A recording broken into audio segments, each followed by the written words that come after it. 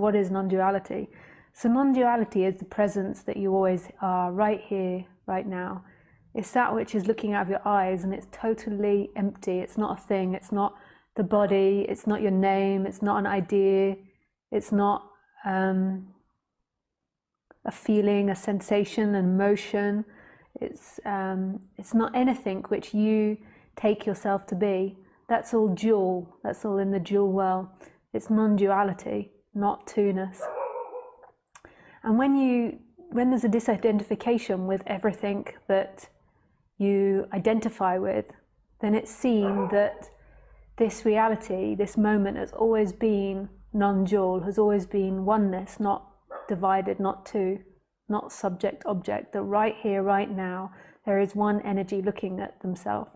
And some people call it consciousness, some people call it a beingness, aliveness, presence, this moment, love, grace, God, mystery, not knowing. Like, people call it all different types of things. And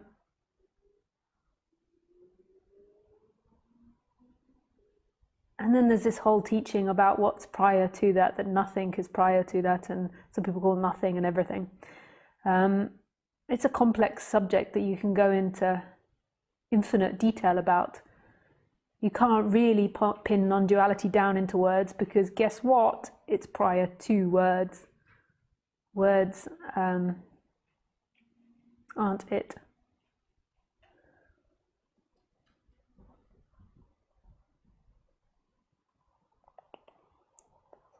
You're a good girl, yes you are.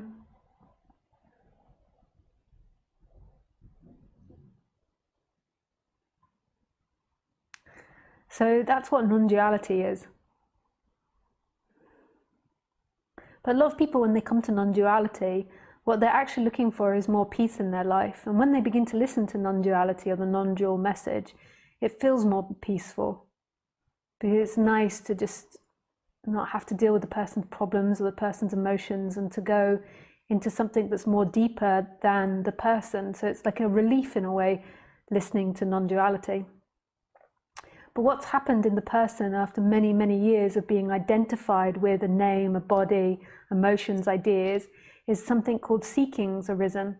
And seeking, to me, is not the movement towards pleasure and the movement away from pain. That's a very natural occurrence that happens in the body. Seeking is when you believe that pleasure will bring you home. Pleasure will bring you non-duality. And it's not a conscious thing. It's not like you're walking around like, where is non-duality? I'm going after it. It's an unconscious thing, because once you identified, you felt like you lost something. So for an example, as a child, like when you were a child, you remember a freedom that's beyond you. You remember something like bigger than you, and you remember this wonder and this mystery and playing for no reason and doing things without a time limit or without having to do it or should be doing it. There was just playing and laughing and joy. And there is a freedom for most people that's associated with childhood. And as they got older and older and older, life became harder and harder and harder and more stressful. And a lot of people can connect with that freedom that they felt in childhood. And the reason that that is because you had less identity. And when you had less identity, there was less seeking that arose. Like, you felt more free, you felt more connected to your true self. And then as the identity began to take hold, you began to become smaller, and then there was this seeking to try and find that which you had in childhood and early childhood in pleasure. So you're trying to look for that wonder and mystery of childhood, that sense of being at home, in the future, in money, in your environment, in children, in having a house, in traveling the world, in holidays, in work, in success, in being popular amongst your friends, in lovers, in sexuality, in being in love, and the list goes on, in shoes, in clothes. It can go on infinitely, like the pleasures that people seek in this world.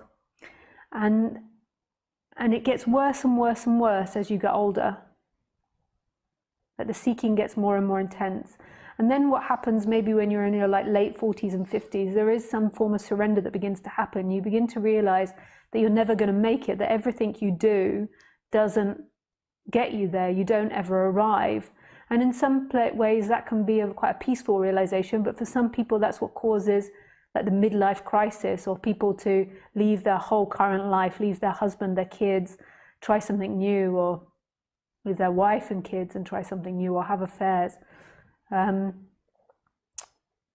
buy cars, do crazy things. And